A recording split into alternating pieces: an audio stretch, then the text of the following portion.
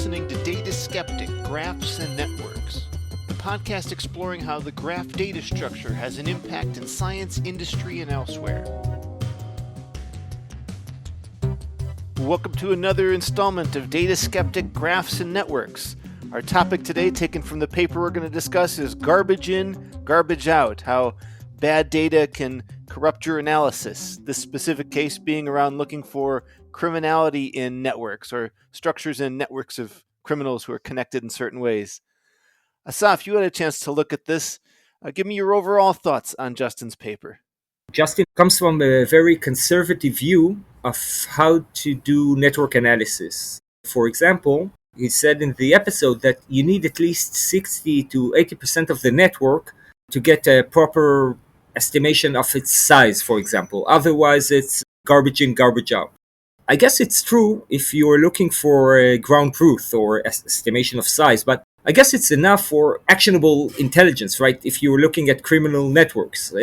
I have to say, I always prefer some data than no data at all. Fair point. It was Nicholas Christakis, a very famous social network researcher, that shown that you can have actionable insights on a network with only 5% of it, using only 5% of the network, or discovering only 5% of the network by using the friends paradox. Is this where the data tells us most people have 3 friends on sort of the modal or mean average or something like that? It's less accurate, but it says that on average your friends have more friends than you. This sounds like a riddle. It's the logic behind it is that you are probably connected to a hub in the network, and this hub has much more connections than you do. So on average, your friends have more connections than you. So following this idea, what Christakis did was when he tried to, I think it was to map a village for, in this case, I think vaccination purposes or healthcare programs or something like that. He wanted to get the hubs in the village, but he couldn't map the entire network of the village. So he randomly chose 5% of the people and asked them to name someone from the village. By using this technique, the friends of friends, chances are that you'll find the hubs in the network by getting rid of the random selected people, but just by following their pointing. Following the persons they pointed at. And then you can find the hubs in the network, although you mapped only 5% of it. Sure, that's a very interesting case. I can see where that would help us find hubs. I'm thinking of the term social butterfly, like a community organizer or something like that. Yeah. A community organizer knows all the people. They're the hub. Because they're the hub, they know so many people. If you ask me, who do you know in your area, I'm likely to name that community organizer. And through them, you're connected then into everybody else. So for the analytical query, can we find the hubs? I definitely can see where a sparse network will get us there, or a sparse sampling would get us there. When you're looking for the most important node in the network, in the criminal network, the word important depends on what you're looking for. Let's say I want to disrupt the network. The highest degree node, though it might not be the biggest boss, but it's just used for, let's say, administrative purposes, okay? But still, he could lead us to the head of the gang. He's important.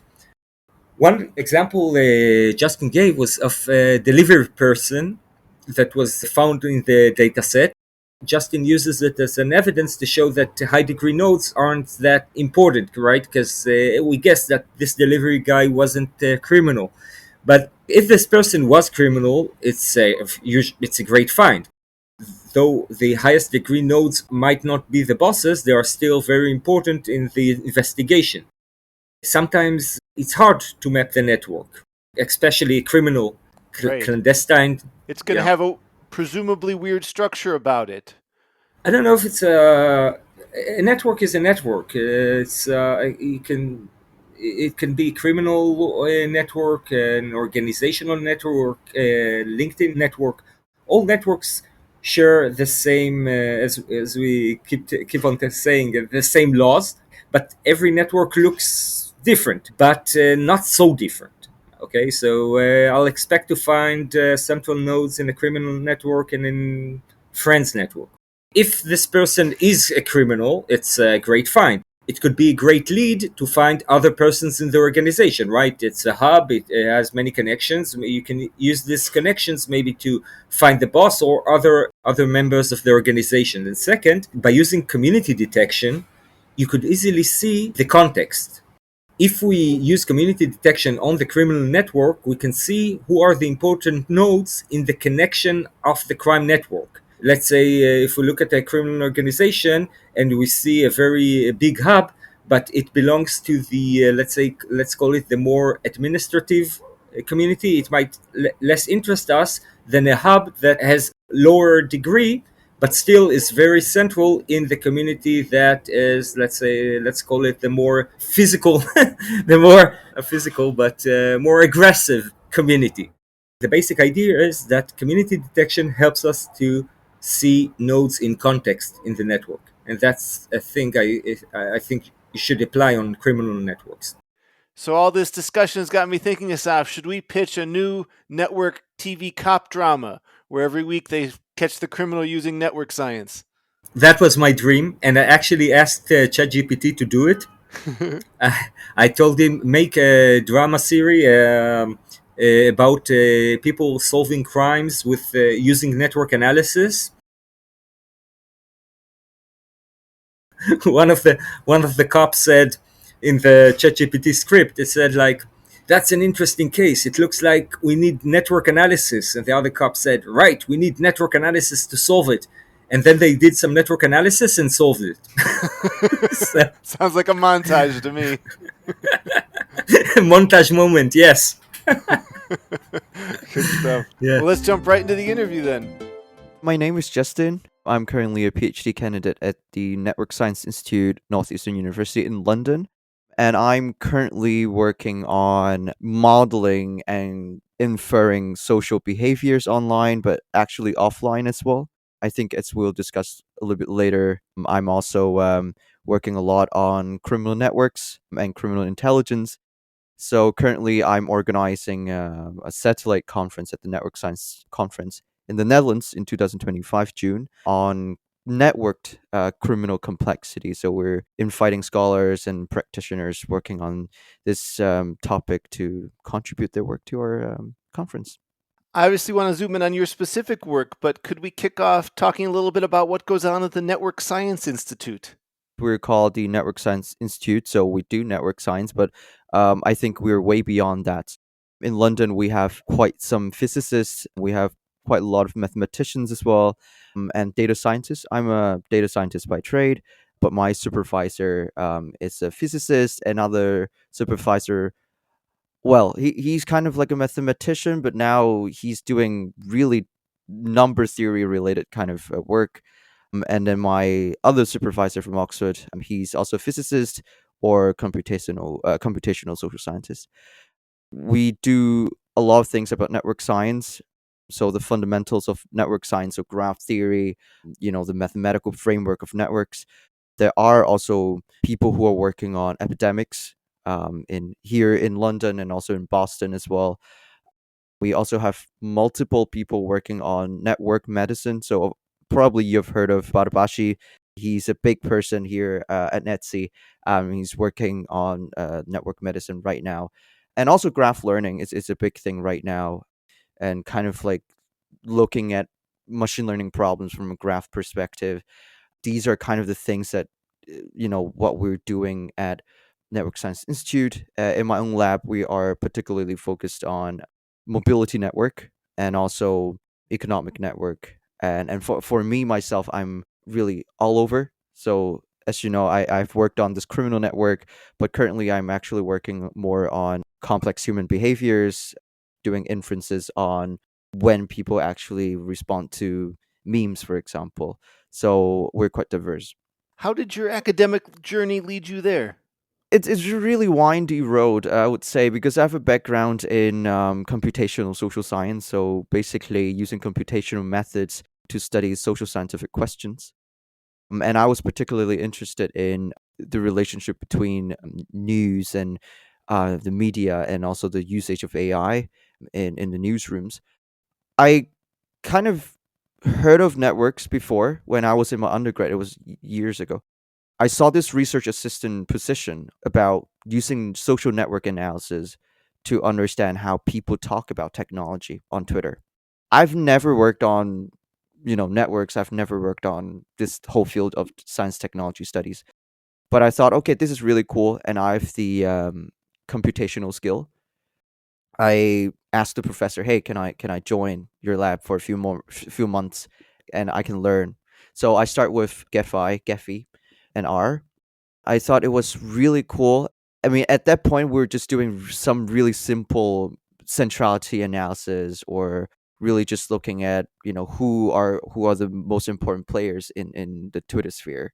But then afterwards, I figured out that network science is much bigger than visualizing stuff and doing centrality analysis. One thing that I was particularly interested in is actual simulations in networks, so agent based modeling. And I started doing it for one of the coursework in my undergrad. And then I went on doing my master's in data science at the University of Oxford. Probably you've heard of Louvain method, and this is a really famous clustering method that basically everyone uses, and also the first thing that everyone would use when they study network science. One of the creators of Louvain method is actually my supervisor. Then I really got into the forefront of network science, doing a lot of mathematical analysis or mathematical simulations, and that's kind of how I got into it. And then by talking to him, because he's a physicist, so I really know a lot about the underpinnings of network science, and it's actually coming from statistical mechanics and physics instead of just simple data science methods. So that's kind of how I got into it, and then I did my whole thesis on networks as well, and then now I'm at Network Science Institute. What was the focus of your thesis? This paper, Garbage In, Garbage Out, was actually part of my thesis. First, when I started talking to Reynold, my supervisor, my idea was to do something about link prediction. So basically, what you want to do is to understand who's connected to whom when you don't have enough data. But then we started thinking about, hey, like, instead of coming up with a machine learning problem or approaching a machine learning problem, maybe we can ground it in a really particular case, which is criminal network, because that's one of the use cases where data is really insufficient, and network science is really being used in practice, but also theoretically it's being used. But at the same time, we thought network science is not good enough at this point because we have a lot of limitations. But there are not a lot of studies that really examine this problem. So this kind of the starting point of my thesis, and that's how I kind of came up with this whole garbage in, garbage out paper, which is, hey, we need good data to do good research to put it in practice. In what way is the data insufficient for studying criminal networks? There are different ways. For example, in a corruption network, you would probably know that, okay, there are 50 people in the network who is corrupted, but you don't know actually who is there. You have an approximate of what's going on, but you don't really know what's going on. And the same happens to a human trafficking network. You probably know the rough amount of people who are missing, but you don't know who are actually missing. By knowing who these people are, you can actually trace back why they were being kidnapped or why they were being trafficked, and who would possibly be doing the trafficking, because you would know the location, you would know the time, you would know where these people appear, and then their behavioral patterns. But we simply don't have enough information about who these people are and why they go missing. And the other one is inaccuracy. Sometimes we know who's who, but then we only know the names or the IDs of the devices, but we don't actually know who are using the devices. Sometimes what they can do is to fake communication. So they would communicate using these devices, but actually there's nothing going on. And sometimes it's just pure human errors. And this is, it sounds so trivial, but it's not trivial, because you can fill out a form and say, okay, these are the people who we arrested. But actually you filled in the wrong name, you filled in the wrong information, fill in the wrong ID number, you put it in the system, and you start making this data set, and then you'll be like, who is this Kyle? Who's this Justin? I haven't seen him anywhere else, and you basically exclude them from the investigation, basically. So there are really a lot of different kinds of challenges that we need to address before we can use the right technique to tackle these networks. Well, I imagine there's data available on missing persons, although not so easy where you just go download the CSV. I'm sure there's some complications there, but further, criminal networks probably don't advertise on LinkedIn as to who reports to who. What sort of data set do you have to work with? In this paper, we did use 4 publicly available data sets, and they are previously collected by different researchers in different generations, so early 2000s and mid 2010s. These data are actually usually coming from research projects where there are collaborations between researchers, academic researchers, and law enforcement agencies. So, for example, the one that you saw with juvenile gang, I'm pretty sure that it's actually coming from one of those collaborations, and then they published the data somewhere. If you look at the terrorist network that I'm using, actually, it's not coming from any researchers. Actually, someone collected the court decisions and the court documents, and then look at who contacted whom by looking at who they communicated with, for example, using memos, using some sort of devices. Those are actually coming from law enforcement agencies, or some people actually going to court and do the documentation of it. And there are also, like, of course, then you have this information, and then researchers do take this information and make it as a data set. So for a downstream user like me, what I simply did was to download the CSV from the open REPL, and then I can manipulate them in some ways. So then what is a node and what's an edge in your network? So a node is really easy to define. Edge is not that easy, so I will explain why. So a node is basically a person. There are people who were involved in some sort the activity. So for example, participating in the Madrid bombing. So now it gets to something really particular, which is the edges. That's a way how you define interactions. And the way that you define interaction will give you really different results. One of the really interesting thing that we observe in the juvenile gang network is that these edges are actually constructed by looking at whether the two people are co-arrested at the same time. They could be a dealer, they could be a buyer of the drug, or they could be both dealers. But then in the mafia network or the mob network, it's likely different. So it's just the participants who were there during the conference, so the mob conferences. But they may not be talking to each other, right? But in a terrorist network, we're quite certain that they actually communicated in some ways. Because they passed memos, they wrote something down and put it in a safe space, and someone would pick up the memo, and they know because they were presented in a court. This is the data that we're working with, and this is quite constraining in itself. But this is the only thing that we can work with for now. I mean, of course, there are really like a lot of different kind of data sets, but these are 4 data sets that are really well known in the criminal network community, research community, not the community of the networks, but the research community who are studying criminal networks. But also one thing that I kind of want to highlight is the number of nodes in these networks. They're quite small. We have like something between 20 to 150. This is quite interesting in comparison to other studies that you could find on Google Scholar. They're usually looking at like 50,000 nodes, or 60,000 for a criminal network. Of course, if you look at social network, it could go up to 30 million or something. But there's a reason why we did this, because most of the time when we encounter a new network, a new criminal network, we actually don't know a lot about them. So we want to constrain ourselves to a more practical sense and say, hey, okay, now we only have 20 people that we know. We're quite sure that they are connected in some ways and they interact in also some ways. How much can we do about these networks? And this is why we chose these networks. Does the data you have available allow you to make commentary on the structure of a criminal network? Does it look like a standard corporation, or does it have a different kind of network structure?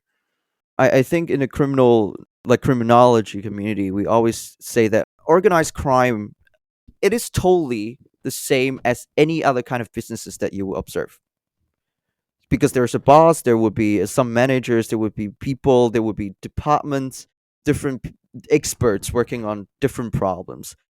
One example that I always give is, human trafficking network. There would be like people who are actually doing the snatching part of it. So, going on the street or pretend to be a smuggler, and then they will steal the passport and traffic, people somewhere. And there would be people who are doing the money laundering. There would be people who are doing the active recruitment. So they're not involved in the actual trafficking, but they are hiring people to do the trafficking. And in the networks that you see here, it does tell something about the organizations, but something really interesting actually emerges when we observe the kind of the structural properties of these networks. So one of the things that we found is that these networks don't have a uniform shape. Some networks are a little bit more centralized than the others, and it tells us about how these networks operate. So for more centralized network, basically there would be this one person who are kind of broadcasting information to the rest of the network. And then these people will be receiving orders from these people, and then they will act on them. But for the more decentralized networks, it works a little bit more complicated. Some networks are much more centralized, much more dependent on one leader, and the others are more dependent on more interactive messaging between different nodes or actors in the network. And a criminal organization that is going to exist for a while is going to try and hide itself, right? They don't want to publicize their criminal network or how they're organized. So you're sort of fighting against this hidden data problem. To what degree do you have the full picture, and how do those limitations impact the potential for analysis? The assumption that we're making in this paper is that let's assume that these data are complete. Assume that we only have these people, and this is the way that they operate. And even with that, we already find out that with like maybe only 80% visible nodes, there are problems emerging with, like, for example, we can't really dismantle the networks effectively. Yeah, it is a big problem. And then I do have like a statistic from the Australian crime agency where they look at how many missing people that we know of right now. It's only 1/4 of the true, a number of missing people. 1/4 is it's really a lot, which means that there are 3/4 of people that we don't know that are missing, and we don't have that in file. And that's the kind of like the conservative estimation. And using the data that we chose in this paper, we actually can effectively show that even with only 20% missing data, we can't do a lot. And this kind of goes back to the title, garbage in, garbage out, because you don't have good data, why, like, we can't do anything about it. Well, I would hope if you had 0.2% missing, you could do a lot. So that's 2 orders of magnitude from 20% to 0.2%. Where is like the critical threshold? How accurate must your data be to do useful analysis? What we've found across all the networks, kind of, sorry, I didn't mention this, which is that we also use synthetic networks to verify our claims on certain hypotheses that we did. What we've found is that over all of these networks, basically, when you have only 60% of the network, it doesn't work at all. So it's between 60% and 80%. So that's where things get a little bit weird, and anything below 50% is it's trash. Of course, there are different reasons why law enforcement agencies actually don't tackle criminal networks. Actually, I talked to people who's actively working with Dutch police. He told me that, you know what, we actually know the network, but we don't want to disturb it, because when we disturb it, when we arrest the people in that network, there will be an unseen network, maybe they're rivals, that are going to emerge, and it's much more difficult to control the unseen networks because they don't know who they are. This is the problem that's going on, and most of the time we need so much confidence to be able to do an actual intervention. So some sort of joint operation between different law enforcement agencies, or even involving Europol, the FBI, for example, kind of doing this international tackling of criminal organizations. But they're really difficult, because there was this one case, I think a few years ago, where they actually seized millions and millions of drugs and firearms. They arrested a lot of people. Some of them are police officers, by the way. That also tells a lot about corruption. Only a day after that operation, there are still drug dealers on the street. So this is really interesting because then we thought that we know a lot about what's going on. Actually, we don't. I think we know a little bit more than we did 5 years ago or 10 years ago. But the problem is that these organizations are also getting smarter. They're also evolving over time. So this is quite challenging. And then I think maybe we can talk about it later as well, which is kind of like the technologies or the techniques that they can use to hide themselves, which is, well, in some ways, making our lives much more difficult. I know this may get a little bit outside of your area of expertise, but do you know anything about the police investigators' point of view? Like maybe a naive approach would be if we take down the big boss, if we get Al Capone or El Chapo, then the whole thing falls apart. Is it as simple as that, or is it harder to bring down such a network? I did talk to people who are in the force or who are working closely with the enforcement agencies. So the first problem is that usually these people are really clean, so you can't really tackle them. They delegated everything to their, I don't know, right hand man, left hand man, or whoever. So you can't really tackle them. But even if you do, the most important people may not have the most connections in the network, and that's a problem because we have found in some papers that actually the bosses have maybe the least number of connections because they would have one left hand man or right hand man connecting the rest of the network.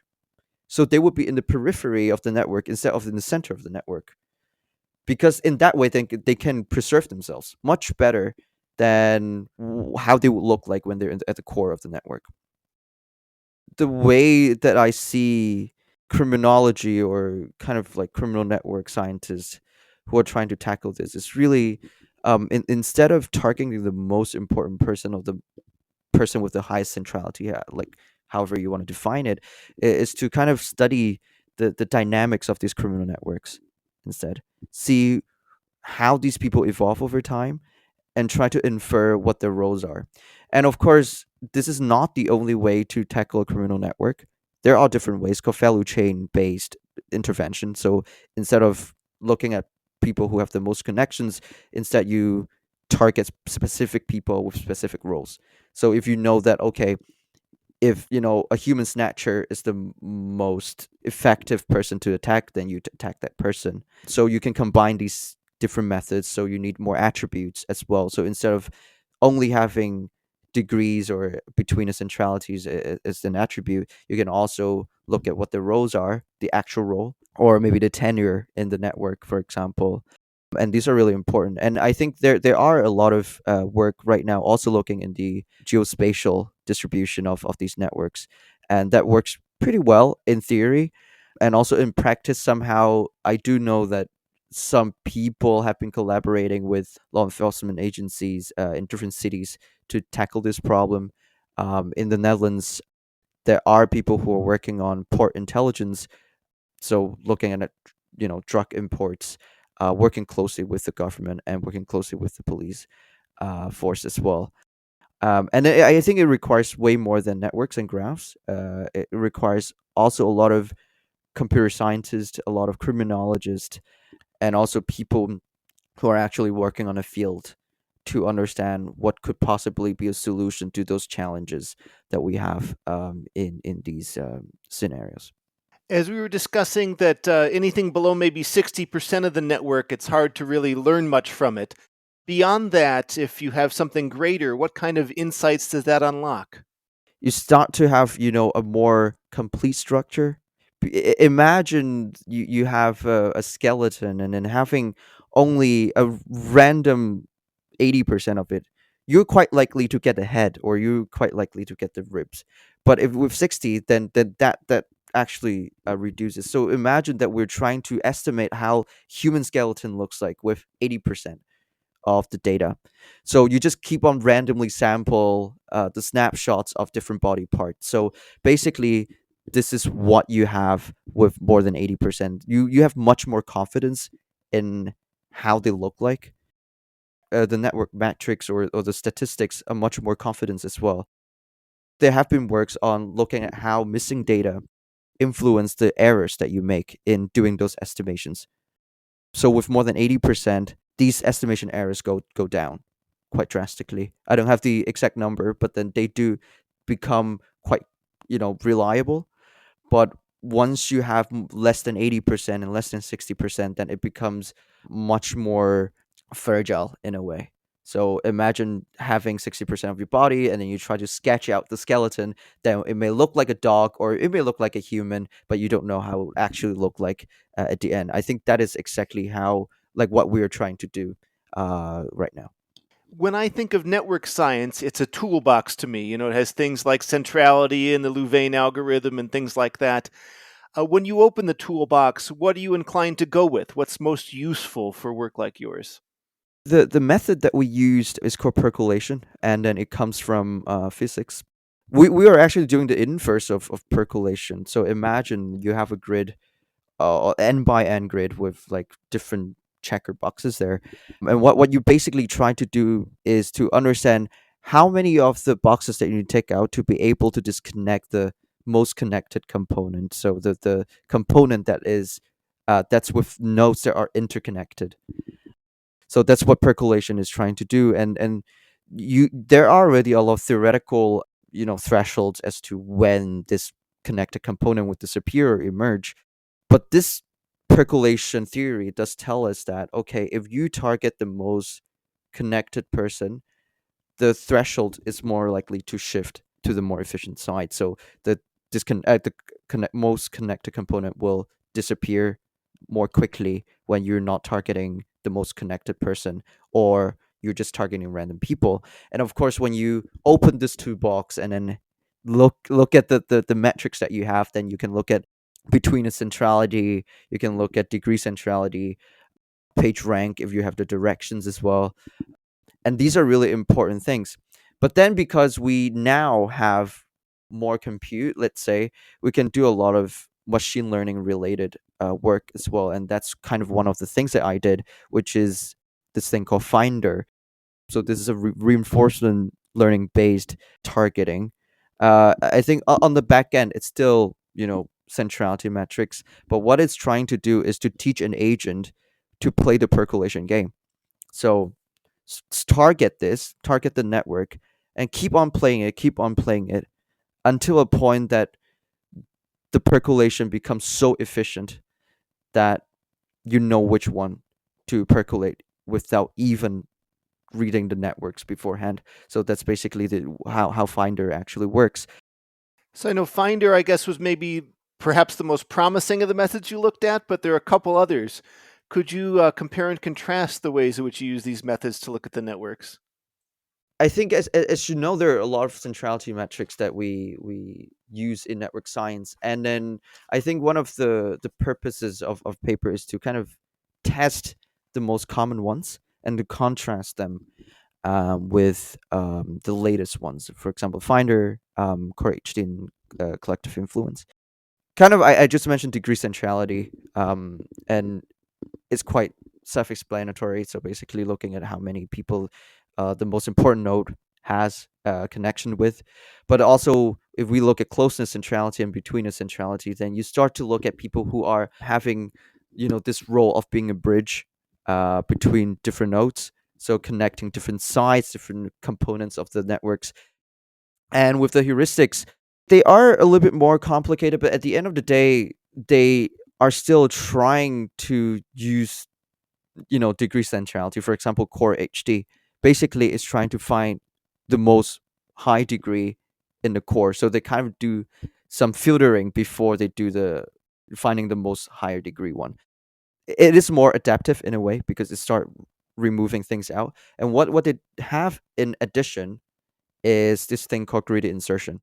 Instead of removing everything out, you can actually plug things back in so that you don't remove people who you don't think are necessary to be removed. We could know, okay, these are the ranks that we can make for the most efficient, and also to avoid unnecessary removal of nodes. Well, if I'm thinking of this from the point of view of law enforcement, I assume their first goal is to reduce crime as much as they can. Maybe some secondary goal is not to accuse innocent people or something along those lines. I'm not sure. If, like, a psychic calls the police department, I hope they know to tell them to get lost because it's not science. But your work is science, yet has this challenge of garbage in, garbage out. If the network's not complete enough, law enforcement might not be able to use the results. Do you have any thoughts on at what point it's most effective for law enforcement to look into techniques like yours? I think one of the anecdote that I will mention here is that a while ago I was talking to police representative in the UK.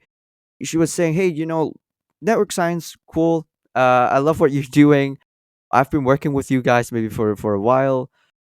But she's working on corruption network in the police force, and she said, "We don't have the data. We have nothing." In the perfect scenario, you would have like all the data, but that doesn't work. First of all, if you have everything in the world, probably the world doesn't exist anyway.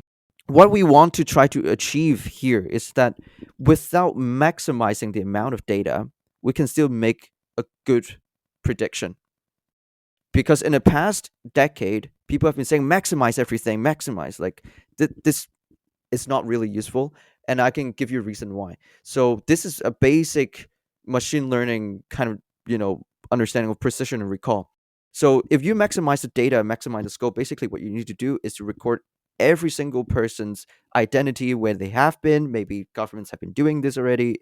If you look at the EU, or maybe you look at the US as well, they have a lot of information about third country nationals. This is rather inefficient because then you need to record everything about these third country nationals. Basically, you casting a Y net and say, let's assume that everyone could be a criminal. And if they are criminal, we're really smart. But no, they're not, because they just assume that everyone could be a criminal, and then they run these algorithms on them. Okay, now we've found one person out of the 2 million people that they're criminal. So what we're trying to advocate is, instead of maximizing the number of people that we know about, we just need to find the sweet spot of not really overdoing it. Of course, there are a lot of ethical issues of doing this, I'm sure, because you need active surveillance. But at the same time, it's also about efficiency. How much money are we spending on implementing border controls? How much money are we spending on actually recording information about individuals? We're spending a lot of money. Going back to my work, the most important part, or the biggest takeaway for practitioners, is that if we have some data, that's already some starting point. But before actually tackling the network, we first understand how much are we missing. If we're quite confident, we can go on. If we're not confident, do some estimations. So you also have these problem, right? So before actually adopting interventions, think about why this happens, why the nodes happen. And also, I think the most important part of it is define the edges more precisely, more theoretically confined, because otherwise we have a network with co-arrest as edges. We also have a network with communication as edges. So they don't necessarily make sense in all cases. They may be useful for other procedures in the investigation, but not for the network scientists who are working on criminal network. So I think there's strongly a place for network science in these types of investigations, but it's complex for some of the reasons you've laid out, where we don't want to give false positives. And I don't expect that every investigator in a legal system is well versed in network science. Do you have any thoughts on how you can most effectively yet ethically express your findings and findings of methods like this to law enforcement groups? So to be able to really effectively communicate with law enforcement and people who are working in the field, is really to start by talking with them and understand the problems, instead of proposing a theoretical solution, but instead say, hey, I know that there are a lot of challenges that you're facing, but can you tell us maybe something about the case that you're working on? That's much better than us network scientists going into the industry and say, hey, we have a bunch of centrality metrics here. What do you think about this? Go arrest them. Yeah. Arrest them. No, it doesn't work that way, right? So I think that is a great first step, really opening up this communication channels between practitioners and network scientists, and this is what we're trying to do with our conference satellite as well, which is really bringing in people who are in the field, but also people who are more theoretical. So people who are actually criminologists. I'm not a criminologist, but people who know more about how these networks evolve from a more sociological, anthropological point of view. And by talking to these people, we understand more about how these networks actually operate, and also how the interactions between law enforcement and these network emerge over time. Can you share some details on the satellite conference coming up in June 2025? It is a joint effort by really an international team, and also scholars with different background, with mathematicians, with computer scientists. I'm a data scientist, but we also have physicists in a team that we're trying to really bring different people in from different disciplines to understand the complexity of criminal networks. That's why we call it networked criminal complexity. We're hosting this satellite actually on the 3rd of June 2025 in Maastricht. It is a part of the bigger conference of Network Science Conference. So we're accepting abstracts right now. We only have actually 2 more days until the submission deadline is over. But then we have received quite some submissions on this. And then we also have some keynote speeches on different topics. We also have demos coming from our research teams at the University of Amsterdam and TU Delft that have been working closely with the government and also with some intelligence companies on port intelligence, for example. We will also have speakers talking about mafia network, drug trafficking network. So it is really diverse, really different types of organized crime cases that we're looking at. But we are also actually inviting theoretical scholars to contribute to the satellite, because we feel like sometimes network science is quite disconnected with criminology literature. It is quite easy to analyze things mathematically. Not easy, but when you take away all the context, then you can do whatever you want. But this is not the case. So we also want to listen to people who may have a more critical view towards network science, people who have more experience in the field, people who have experience in combining the interdisciplinary efforts in criminal networks would be really welcomed. This is going to be a really fun satellite, and hopefully there will be people who will be interested in this topic, or even just come hang out. It'll be fun. Definitely a very exciting opportunity. I wish I could make it, actually. Can you not? Travel gets a little complicated. There's a maybe. We'll see. June's a ways off. Who knows? Maybe I'll win the lottery between now and then. Maybe. In any event, Justin, where can listeners follow you online? Yeah, so I am on LinkedIn. I'm on Blue Sky as well. I have my own personal website, which is a really retro, old school kind of HTML only website. I'm on Twitter as well, but I'm trying to detach myself from it right now. But you can always find me on these platforms. Very good. We'll have links to all the above in the show notes for listeners to follow up. Justin, thank you so much for taking the time to come on and share your work. Thank you. It's a pleasure.